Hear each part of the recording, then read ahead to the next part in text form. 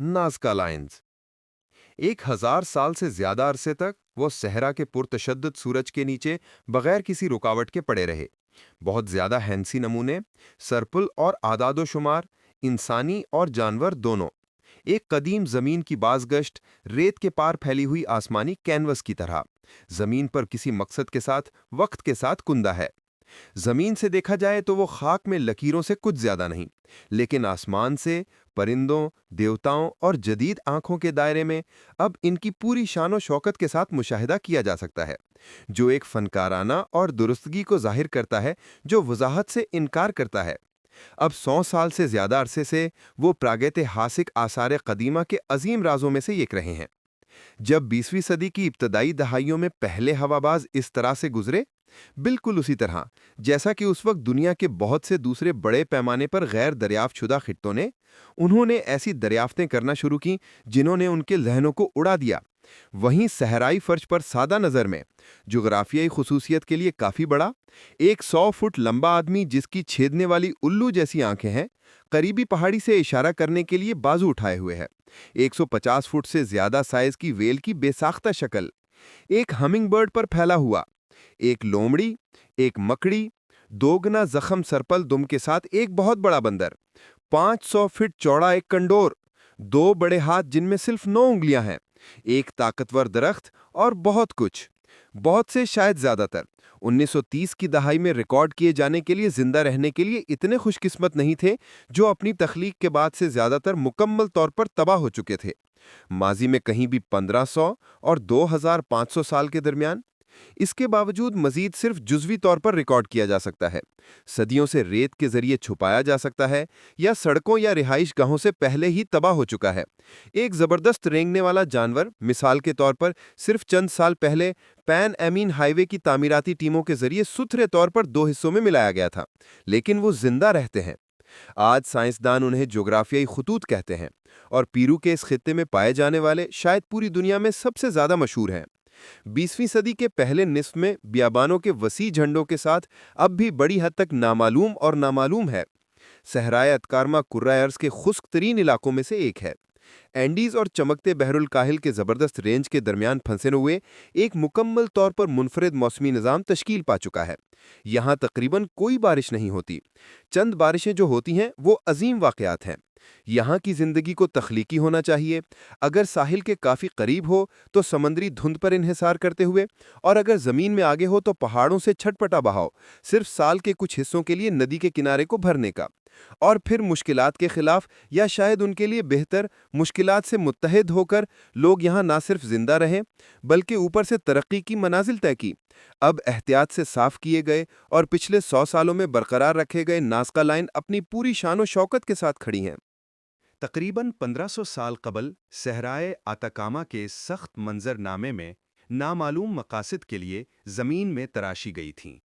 यहाँ सिर्फ इंसानों और जानवरों के आदाद व शुमार से कहीं ज़्यादा हैं।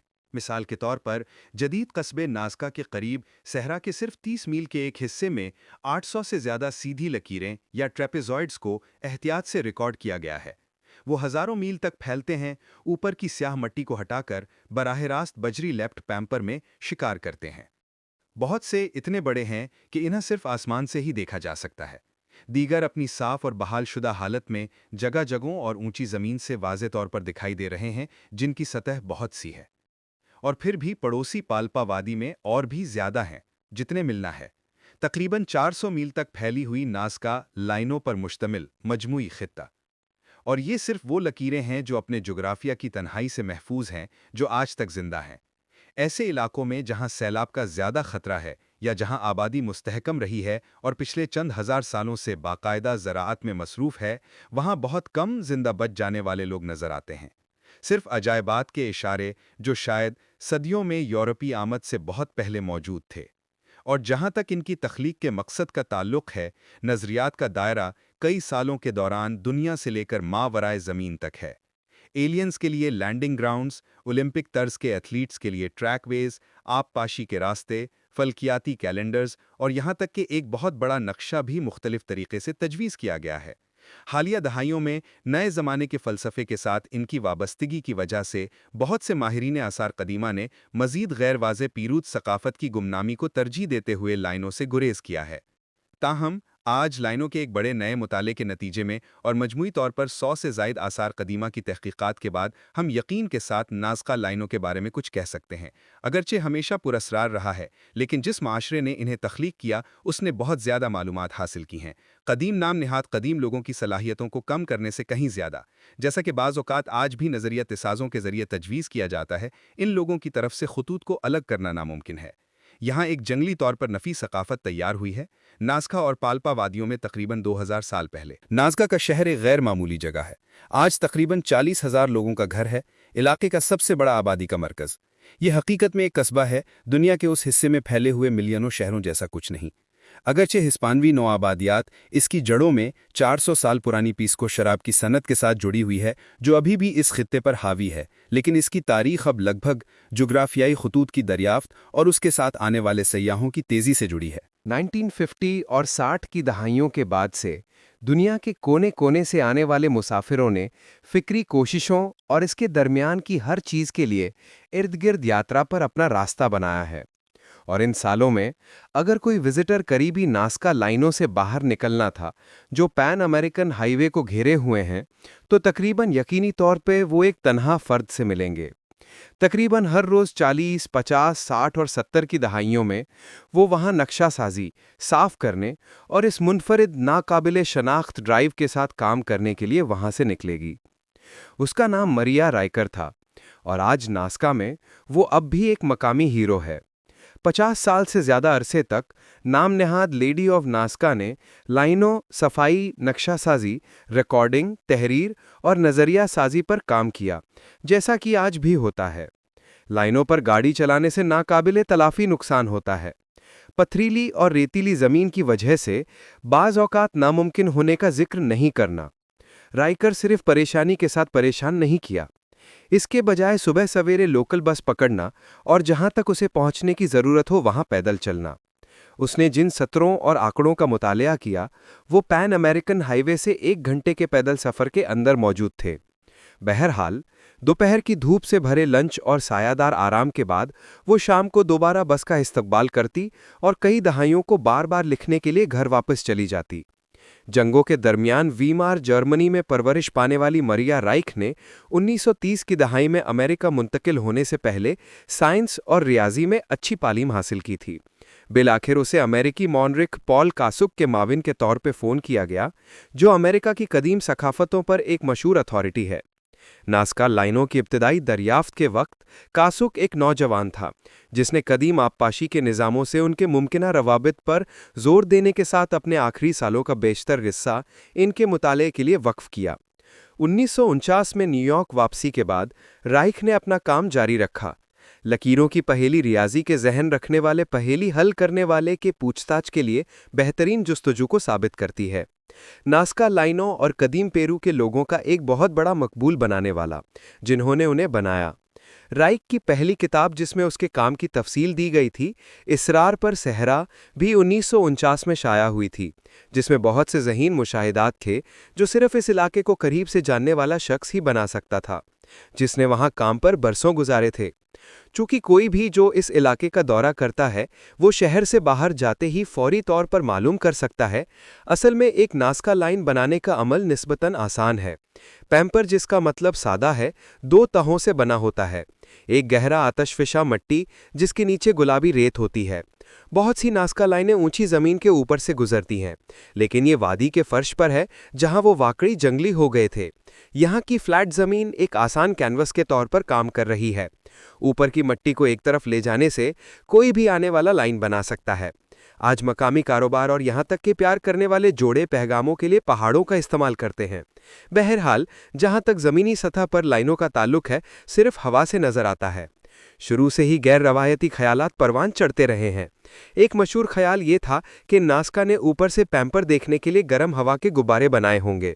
ایک تجربہ اس وقت بھی شروع کیا گیا جب محققوں نے اون کا استعمال کرتے ہوئے ایسی ڈیوائس بنائی۔ इसाबेल को इस्तेमाल किए जाने वाले ग्रिड तरीके पर नजरिया बनाया गया। जमीन में दाग डालकर और उनके बीच रस्सी फैलाकर सीधी लाइनें बनाई जा सकती हैं। यहां तक कि रस्सी को दांव पर या चट्टान पर लंगराद नास करके दायरे और आर्क्स बनाए जा सकते हैं। हालांकि बेशुबा नास्का की बहुत सी लाइनों के लिए दुरुस्त है, लेकिन दूसरों की पुअर हमांगीन इसके वसी पैमाने पर इस्तेमाल पर शुकूक पैदा करती है। 1980 के दशक तक अभी तक और तजुर्बाती आसार कदीमा के मंसूबे लगेंगे। मोहक्किक जो निकल ने सिर्फ रस्सियों और तारों के रवायती तकनीकों का इस्तेमाल करते हुए शुरू से एक जियोग्लिफ बनाने की अपनी कोशिश का आगाज किया। उसके काम की बुनियाद कुछ लाइनों के साथ तकरीबन 1 मीटर के वक्फों से दरियाफ्त किए गए लकड़ी के टुकड़ों की रखी पर है। हमेशा महत्वाकांक्षी उसने दोबारा पैदा करने के लिए सबसे बड़े में से एक कॉन्डोर का चुना। निकल की छोटी टीम ने न सिर्फ केंटकी की जमीन में बगैर किसी मशक्कत के उसके पूरे 440 फुट कुतर को तराश कर जियोग्लिफ को रीबनाने में कामयाब रही, लेकिन नतीजा पेरू में एक ही तरह लगता है। ना पेचीदा टेक्नोलॉजी और ना ही जदीद हिंदसी ज्ञान की ज़रूरत। मुताले के इख्तिताम तक निकल की यहाँ तक की राय थी कि शायद नास्का ने उससे भी कदीम तरीके इस्तेमाल किए होंगे, जिससे ज़्यादातर काम आज़ादाना तौर पर करते हों, और जियोग्लिफ्स के तहत हर एक के साथ आराम से काम करते हुए सिर्फ 1.5 घंटे में वो 30 गज से ज़्यादा ज़मीन की काफ़ी मिकदार को खाली करने में कामयाब हो गए। निकल का अंदाजा था कि सिर्फ 100 लोगों की एक फोर्स जो रोजाना 10 घंटे एक आरामदायक प्रयास करती है, सिर्फ एक हफ्ता के आखिर में 2000 मुरब्बा गज से ज्यादा की खाली कर सकती है, एक डिसेंट ट्रेपेजॉइड के बराबर। अगर रोजाना मुसलसल काम किया जाए तो 10,000 मजदूरों का एक दस्ता एक दहाई से भी कम अरसे में पेम्पर पर हर एक फीचर बना सकता था। जोग्राफियाई तख्लीक को सिर्फ खास मौक़े के लिए मखसूस एक सरगर्मी मानना, इनके वसी वसअत और 1000 साल या इससे ज़्यादा का टाइम फ्रेम बिल्कुल भी मुअम्मा नहीं है। न ही इन्हें बनाने या देखने के लिए गर्म हवा के गुब्बारे की ज़रूरत होगी, और जहाँ तक खुद डिज़ाइनों का ताल्लुक है, किसी दूसरी दुनिया में शुरू होने से बहुत दूर तकरीबन एक जैसे नक्श पूरे खित्ते में मिट्टी के बर्तनों और टेक्सटाइल पर देखे जा सकते हैं, जिन्हें सहरा की गर्मी से एहतियात से महफूज किया गया है। मकड़ी और बिल्ली मिसाल के तौर पर बाकायदगी से दिखाई जाते हैं। स्टाइलिश तौर पर वो एक जैसे हैं। एक ऐसी तकनीक जो 1000 साल पीछे चली जाती है, लकीरों से भी पहले, बिलाशुबा दुनिया के इस हिस्से की बुनाई की वसी तकनीकों से निकलती है, पेशगी सकाफत के साथ माजी बईद तक फैली हुई है, जिसे हम अब पेरेकस के नाम से जानते हैं। 1927 में पेरो के माहिर आसार कदीमा खूलियो सीवो के जरिए पेरेकस नेक्रोपोलिस की दरियाफ्त के बाद से इस कदीम मुआशरे के बारे में काफ़ी मालूमात इकट्ठी की गई हैं, जो नाज़का से नीचे दरिया के साहिल के साथ साथ परवान चढ़ा था। हैरत अंगेज़ तौर पर आला मयार के टेक्सटाइल के साथ इन्हें पूरी दुनिया में सबसे बेहतरीन समझा जाता है। पेरेकस ने ज़मीन की तंजीम पर आर्ट रखने के साथ भी तजुर्बा करना शुरू किया। रॉक आर्ट और सिरामिक्स और टेक्सटाइल पर रगड़ के वसी ज़ख़ीरे जो अलामतों और शक्लों से पेचीदा जानवरों जैसे परिंदों, मछलियों, पौधों, पैन के पाइपों और सरपल तक इर्तिका को ज़ाहिर करते हैं। इनके साइज़ चंद इंच से लेकर मीलों तक फैले हुए हैं। चिचिकरा और दीगर जैसे मकामात पर ज़मीन को कैनवस के तौर पर इस्तेमाल करते हुए परिंदे, बिल्लियाँ, उड़ने वाले सांप और ह्यूमनाइड्स को 800 कबल मसीह के अवाइल से देखा जा सकता है। एक मीडियम से दूसरे मीडियम पर जाना बहुत ज़्यादा छलांग नहीं था, जैसा कि लियारता कस्बे के करीब एक पहाड़ी पर मौजूद जोग्राफियाई तहरीरों के साथ साथ पेरेकस के बिल्कुल साथ ही कोलोराडो में मौजूद वसी मोमबत्तियों से जाहिर होता है। एक बार जब पेरेकस के पेशरो ज़मीन में रियो ग्रैंड, एका और पिस्को के दरियाओं में मसीह से पहले फैलना शुरू हो गए, तो वो तजुर्बात जारी रखेंगे। बिलाखिर वो सकाफत बन गई जिसे हम अब नाज़का कहते हैं, जिसने इत्मीनान बख्श तरीके से ये जाहिर किया कि किस तरह नाज़का सकाफत ने ज़मीन की तंजीम पर अपने फ़न के अजीम कामों को बनाया। रिकर उसके बाद इस तरफ मुतवज्जे हुआ कि क्यों अक्सर बुनियादी तौर पर ज़मीन से पोशीदा होता है, क्यों ऐसी कोशिश की सरमायाकारी। इसका जवाब उस वक्त एक आम था जो दुनिया भर में स्टोन हेंज से वस्ती अमेरिका के माया तक बहुत से दूसरे कदीम मुआशरों में देखा गया था। ये एक ऐसा शोबा भी था जिसमें उसने जर्मनी में अपनी जवानी से ही महारत हासिल की थी। मारिया रिकर के लिए नाज़का लाइन का राज सितारों के साथ पोशीदा है। वो सूरज, चांद, सैयारों और सितारों से मुंसलिक कदीम फल्कियात की एक शक्ल के तौर पर बनाए गए थे। इस नज़रिए को मुकद्दम रखा गया था। दुनिया में कहीं और बरतानिया में कराक जैसी जगहों पर इनफरादी पत्थरों की लंबी लकीरें साल भर में मुख्तलिफ औकात में उफ़ुक़ और गुरूब और तुलू होते सूरज की तरफ इशारा करती हैं। एक कैलेंडर तहरीर जो कदीम लोगों को तारीखों का तयन करने और अपने माहौल को अपने साल के मुताबिक बनाने के लिए इस्तेमाल करने की इजाज़त देती है। ख़ासतौर पर ज़राई मौशरों के लिए ये लाजिम व मलजूम था, और पूरी दुनिया और ख़ासतौर पर अमेरिका में जगहों पर वाज़ेह तौर पर देखा जाता है। जिस वक्त रिचर्ड ने 1930 और 40 की दहाइयों में अपने ख्यालात पेश किए, उस वक्त माया मौशरे का मरकज़ी धारे का तसव्वुर था जिस पर फल्कियात के पुजारियों की हुकूमत थी। रीचर और कॉसॉक ने इससे पहले ये इम्कान समझा था कि नाज़का मुआशरा इसी तरह के निज़ाम के ज़रिए चलाया गया था, जिसमें आला पादरियों की एक कास्ट आसमानों की पेचीदा रिकॉर्डिंग के ज़रिया आर्केन बातनी इल्म के हामिल थी। اس طرح واقعات اور یہاں تک کہ انسانی تقدیر کو بھی کنٹرول کرنے کے قابل ہونا۔ دنیا بھر میں شہروں کے ساتھ ساتھ پتھر کے دائرے کی سائٹس کی تعریف کریں، نہ صرف شمشی اور چاند کی سیدھ پائی گئی ہے بلکہ کچھ ستاروں تک بھی موجود ہیں۔ ریکر کے لیے ان صف بندیوں کی تلاش جاری تھی۔ یہ ایک خیال تھا کہ وہ آنے والی دہائیوں تک اسے یقیناً طور پر ثابت کرنے کی کوشش کرتی رہے گی اور اس سے کبھی نہیں ہٹے گی۔ صف بندی کے لیے لیڈ کھودنا اور بہت سے لوگوں کو ڈھونڈنا، حالانکہ بہت سے سینکڑوں اور بھی پہنچ سے باہر رہے۔ ابھی بھی ناسکا میں ایک مقامی ہوٹل کے کمرے میں رہ رہی ہے جو اسے 90s کی دہائی میں مفت میں دی گئی تھی۔ قریبی رصدگاہ آج بھی اس کے خیالات کی حمایت کرتی ہے جو زمین پر شمسی کیلنڈر کی ایک وسیع ترتیب ہونے کی لکیروں کے بارے میں اس کے طویل عرصے سے رکھے ہوئے نظریے کو پسندیدگی کے بولتی ہے۔ ہمیشہ باکس کے باہر سوچنا۔ وقت گزرنے کے ساتھ اس کے خیال صرف میدان میں کام کرنے والے ماہرین آثار قدیمہ سے الگ ہوتے رہے۔ ریکر کا خیال صرف ایک ہی نہیں تھا۔ قدیم ترین محققین نے لائنوں کے مختلف انداز میں سڑکوں، آبپاشی کے راستوں اور یہاں تک کہ بیہودہ مردہ کے لیے قبرستان کی تشریح کی۔ 1947 میں ڈاکٹر ہینس ہوائمر نے ایک کتاب شائع کی جس میں انہوں نے مختلف مقامی اور دور دراز قبیلے کے ارکان کی قبروں سے جڑی ہوئی رشتہ داریوں کی لکیروں کو تجویز کیا۔ قبیلہ کے ٹوٹم یا مقدس جانوروں کی تصویری جغرافی تصویروں کے ساتھ ساتھ رسمی واک ویز کے خیال کے لیے طویل عرصے سے تجویز کیا جاتا رہا ہے، جہاں پادری قدیم جلوسوں کی قیادت کر سکتے تھے۔ بہت سے جغرافیائی خطوں کی انتہائی لمبائی اور نسبتاً تنگی کی وجہ سے وسیع رسمی ریسوں یا کھیلوں کے وجود کو نظریہ بنایا گیا ہے۔ کھیل کا تصور پوری دنیا میں بہت سے مختلف اوقات میں دیکھا گیا ہے، حالانکہ عام طور پر آثار قدیمہ سے خارج کر دیا گیا ہے۔ ایسا لگتا ہے کہ انسانیت میں سخت ہے۔ جب سیاق و سباق کھو جاتا ہے تاہم ہم اکثر اندھیرے میں رہتے ہیں اور یہ تمام خیال نظریاتی رہتے ہیں۔ تاہم تمام نظریات سائنٹیفک حقیقت کے دائروں میں قائم نہیں ہوئے ہیں۔ 1960s کی دہائی کے آخر تک، جیسا کہ دہائیوں کے اس سب سے زیادہ تبدیلی لانے والی ثقافتی ملیر نے منتھنی جاری رکھی، نئے خیالات پیدا ہوئے اور پرانی دنیا اکثر اس کے نتیجے میں ایک طرف ہو گئی۔ ایرک وان ڈناکن نامی ایک سوئس مصنف نے ایک کتاب جاری کی جو ناسکا کو ہمیشہ کے لیے بدل دے گی اور اس کے ساتھ ناسکا لائنوں کے عالمی تصورات کو بدل دے گا۔ ان کی 1968 کی کتاب چیریٹس آف دی گاڈز، جو کہ بہترین سائنس فکشن کے طور پر پڑھتی ہے، میں ناسکا لائنوں کو غیر ملکیوں کے لیے مہارت سے تیار کردہ لینڈنگ گراؤنڈ کے طور پر دوبارہ تیار کیا گیا تھا۔ یا تو کبھی ناسکا کا دورہ نہیں کیا یا وہاں کی زمین کے بارے میں شدید الجھن کا شکار ہونے کے بعد وان ڈناکن نے خود پیمپر کی نوعیت کو نظر انداز کرنے کا انتخاب کیا۔ بعد میں جب اس کتاب کے بارے میں پوچھا گیا جو اس سائٹ پر نئے سیاحوں کی بھیڑ لانے والی تھی، مریا ریک نے مشہور انداز میں کہا کہ انہیں ڈر ہے کہ خلا باشندے پھنس جائیں گے۔ مزید سوال یہ ہے کہ ایلین مکڑی اور بندروں کی شکل میں ایک دوسرے کو کیوں اشارہ کریں گے؟ اس کے باوجود جیسے ہی 1970s کے دشک میں ماورائی ارضی انمات کا دور شروع ہوا، یہ خیال پھنس گیا۔ خاص طور پر ان لوگوں میں مقبول ہوا جو کبھی نہیں گئے تھے۔ پیرو کے حکام نے غیر ملکی تحقیق پر کریک ڈاؤن کرتے ہوئے جواب دیا اور جانچ پڑتال اور بیوروکریسی کی اترکت رکاوٹیں کھڑی کر دی تاکہ اس چھیتر میں کام کرنے کی خواہش رکھنے والے کسی بھی ویکتی کی تعلیمی اسناد کو یقینی بنایا جا سکے۔ اس مہنگے اور طویل عمل کے ساتھ عوامی توجہ کی اترکت جانچ پڑتال کے نتیجے میں ناسکا لائن میں تحقیق کئی دشکوں تک رک گئی۔ آج حالانکہ ایک مقامی لیجنڈ کے طور پر اس کی اچھی طرح سے مستحق شہرت برقرار ہے، مریا ریک کے خیالات کو کسی بھی طرح سے عالمی طور پر قبول نہیں کیا جاتا ہے۔